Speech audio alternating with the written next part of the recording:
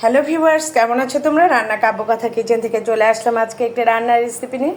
আজকে আমি রান্না করব কালারফুল রাইস। এই রাইসের জন্য লাগছে বাসমতি চাল সিদ্ধ করে রাখা, এবং এখানে রাখছে হলুদ, সবুজ, লাল ক্যাপসিকাম এবং চিংড়ি মাছ কিছু কুচি, আর রয়েছে চিকেন সসেজ। চলো আমরা রান্নায় চলে যাই। এখানে একটা পাত্র বসিয়ে দিয়েছি এবং এখানে আমি একটু ঘি দিয়ে দিয়েছি, এবং ঘিটি গরম হতে হতে এখানে আমি কয়েকটা লং দিয়ে দিলাম এবং লংটা দেখো একটু ভাজা হতে হতে এখানে আমি দিয়ে দেবো এই যে কালারফুল যে দেখেছো এই সবজিগুলি। দেখো এখানে আমি দিয়ে দিয়েছি সেই সসের চিংড়ি মাছ এবং ইয়েলো, গ্রিন এবং রেড ভেজিটেবলগুলি দেখেছো তোমরা।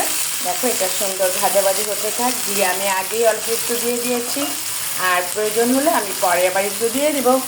আর এখানে এটা ভাজা ভাজা হতে হতে এখানে আমি দিয়ে দেবো কিছু পেঁয়াজ কুচি দিয়ে দিলাম। পেঁয়াজ কুচি অ্যাড করলাম এবং পেঁয়াজ কুচি দিয়ে এখানে আমি আবার এটাকে নাড়াচাড়া করব। এখন আমি একটু জালটা বাড়িয়ে দিতে চাই। দেখো এটাকে নাড়াচাড়া করে দিয়েছি এবং এটা ভাজা হতে হতে এখানে আমি অ্যাড করব খুব সহজেই। দেখো রান্নাটা হয়ে যায়। রাতের জন্য কি করব চিন্তা করছিলাম, ভাবলাম খুব তাড়াতাড়ি এটা করে ফেলি। রাতের খাবারটাও হলো, দেখতে সুন্দর একটা আকর্ষণীয় একটা খাবার হলো। কালারফুল সব কিছুই আমাদের ভালো লাগে, বাচ্চারা তো ভালোবাসে, বুড়োরাও কিন্তু কম যায় না। দেখো এখানে আমি একটু লবণ অ্যাড করলাম এবং এটাকে একটু ভাজা ভাজা করে দেবো।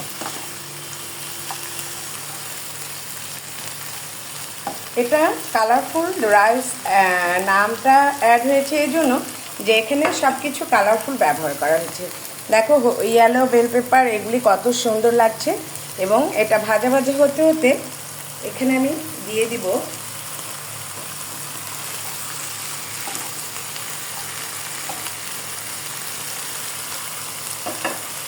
এখানে যে আমি সেদ্ধ করে রেখেছি এই রাইস অল্প অল্প করে মিশিয়ে দেবো।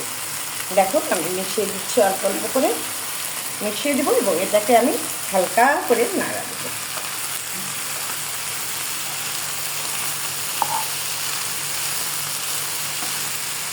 এর মধ্যে তোমরা চাইলে ছোট ছোট করে মাংসের টুকরাও অ্যাড করতে পারো। আমি ঘরে থাকা জিনিসগুলি এখানে অ্যাড করেছি। চিংড়ি মাছ দিয়েছি সসেজ ছিল সেটাও দিয়েছি।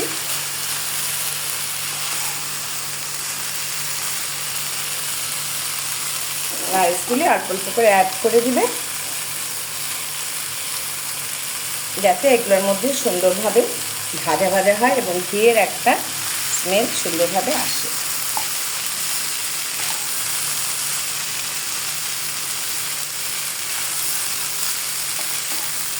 এখানে অন্য কিছু আর আমি অ্যাড করবো না। আবার আমি একটু ঘি দিতে চাই, যার সুন্দর গন্ধ বাড়িয়েছে। তোমরা যদি চাও এখানে একটু গোলমরিচের গুঁড়াও দিতে পারো।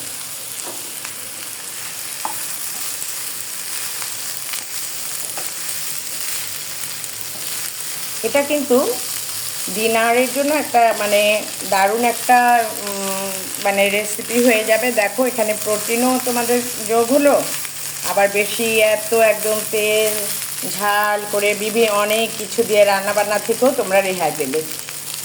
ঘরে থাকা মাত্র দুটো সসেস এবং ইয়েলো, গ্রিন এবং রেড বেল পেপার দিয়ে কিছু চিংড়ি মাছ কুচো দিয়ে দিয়েছি, বাস